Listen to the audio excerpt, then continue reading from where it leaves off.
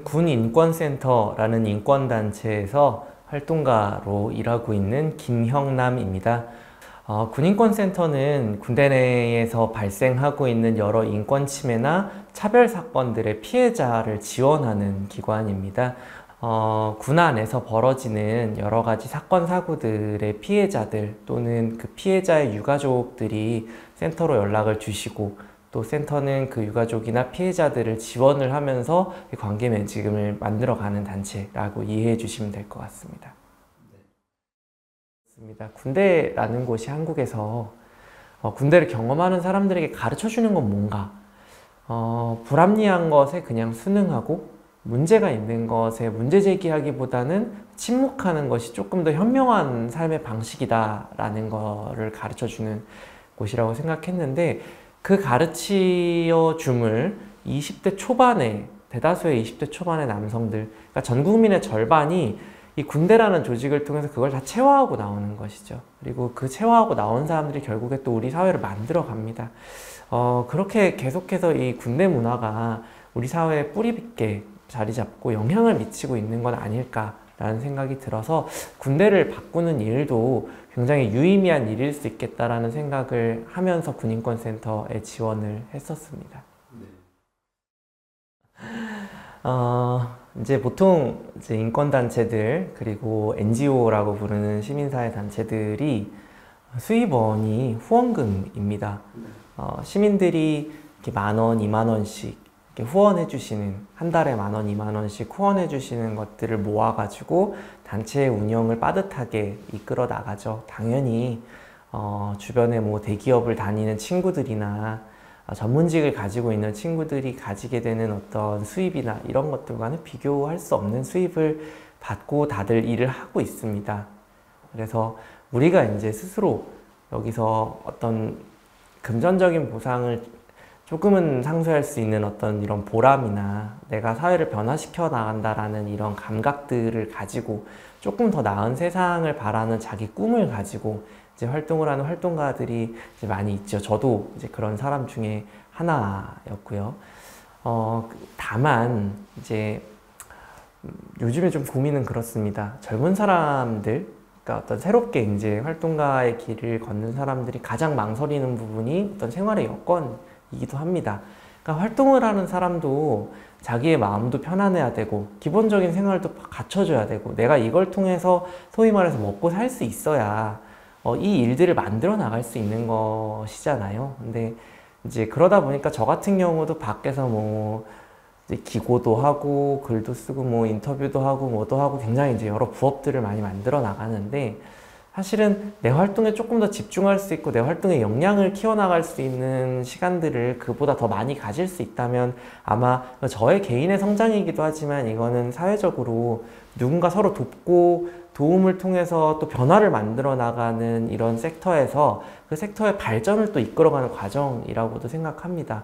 특히나 인권활동 같은 경우는 A부터 Z까지 거의 다 사람이 만들어가는 일입니다. 뭐 사람이 가서 사람의 이야기를 듣고 사람과 대화하고 사람의 문제를 풀어가는 일이기 때문에 그 일을 하는 사람들에게 얼마나 많은 투자가 갈 수 있느냐라는 것이 되게 관건이라고 생각해서 이 변화를 만들어가는 과정 속에서 그 변화를 주도해 나가는 사람들도 우리 사회가 필요로 하는 하나의 일을 하고 있구나라는 인식들이 조금 계속 더 퍼져나갈 수 있으면 좋지 않을까라는 말씀 드려봅니다. 네.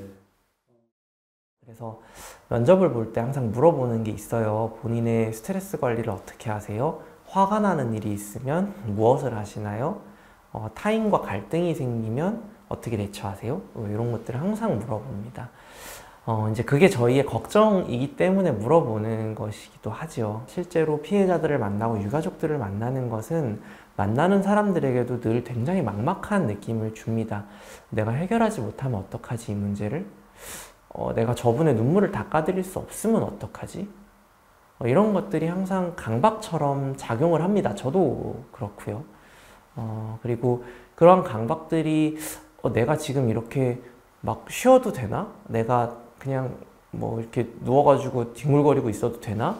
뭔가 더 할 게 없을까 이런 생각들을 계속 만들어냅니다. 내가 이 타이밍을 놓쳐서 어떤 이 문제 해결하지 못하거나 또는 간혹 피해자들을 떠나보내는 경우도 이렇게 경험을 한 적이 있거든요. 그러다 보면 이런 것들이 이제 계속 트라우마로 활동가들에게도 남게 되죠. 그리고 그 과정에서 이제 뭐 여러 내상도 있고 하는데 사실은 이제 유가족분들과 오래 이제 계속 교류하다 보면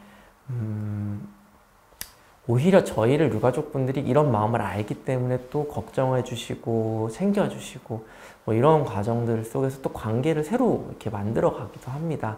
그래서 이게 일방적으로 내가 누군가를 도와주고 도움을 주고 해결해 줘야 되는 사람이 아니구나라는 걸 저는 거기서 좀 배웠던 것 같거든요. 우리가 어쨌든 같이 살아가는 세상에서 같이 문제를 해결해 가고 있는 서로의 주체구나. 그래서 내가 뭔가 좀 더 잘나서 더 많은 시간을 내서 더 많은 노력을 기울여서 도와줘야 되는 도움의 대상이 아니라 우리가 같이 지금 싸움을 하고 있는 어떤 동지구나 라는 느낌을 저도 연차가 조금씩 쌓여가면서 배워가는 것 같아요. 그러면서 저의 마음의 부담도 조금은 더 덜어낼 수 있지 않았는가, 그리고 좀 더 건강한 활동들을 고민할 수 있게 되지 않았는가 라는 생각을 하고 있습니다. 네. 결국에 저는 순간순간의 작은 변화를 위한 노력들이 결국에는 큰 변화를 위한 사람들의 마음의 움직임을 만들어내는구나 라는 것들을 좀 배울 수 있었던 것 같습니다. 이제 이 작은 변화들이 모여서 만드는 큰 변화들의 흐름이 이제는 어떤 사람들의 이제 노력뿐만 아니라 제도나 어떤 사회 공동체가 같이 약속하고 있는 것들의 변화로 계속 좀 이어져 나갔으면 좋겠다라는 개인적인 좀 소망을 가지고 있는데요. 그 작은 변화들의 가치에 여전히 집중할 수 있고 그 가치들의 소중함을 느낄 수 있고 그 가치들의 어떤 그 짜릿함 같은 것들을 느낄 수 있는 저였으면 좋겠다라는 얘기를 한번 남겨봅니다. 저는 이제 사람이 모여서 살아가는 공간에 분쟁이 없을 수는 없다고 생각합니다. 문제를 어떻게 잘 해결하고 다음 단계로 나아갈 것인가, 또는 비슷한 문제가 똑같이 발생하지 않는 사회로 나아갈 것인가에 대해서 공동체와 같이 고민하고 그 길을 계속 모색해가는 과정이 인간 사회를 계속 발전시켜온 동력이라고 생각합니다. 근데 반면 사고가 벌어졌음에도 비슷한 유의 참사들이 반복되는 경우들도 있죠. 삼풍백화점이 무너졌는데 우리 몇 년 전에는 아파트 건축 현장이 통째로 무너져 버리는 일이 있었고, 예전에 서해에서 페리보가 침몰했는데 마찬가지로 또 2014년에는 세월호가 침몰한 사건이 있었습니다. 이태원 참사가 있었는데 얼마 전에 성수동에서는 어떤 문화행사를 하다가 한 1000명이 들어갈 수 있는 곳에 4000명을 집어넣었다가 다행히 사고는 안 났지만 사람들이 다 대피하는 일이 있었습니다. 왜 이런 문제들이 계속 발생할까? 이게 왜 계속 바뀌지 않을까라는 데에는 변화하게 되면 분명히 손해를 보고 변화로 인해서 더 많은 비용과 더 많은 노력을 기울여야 되는 사람들이 그걸 거부하고 있기 때문이라고 생각하거든요.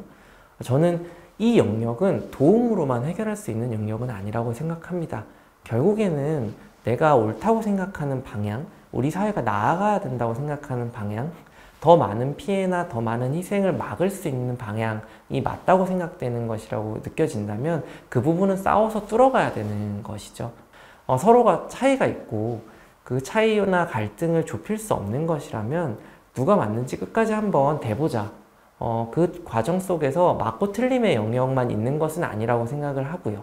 싸움의 과정 속에서 분명히 길이 열린다고 생각합니다.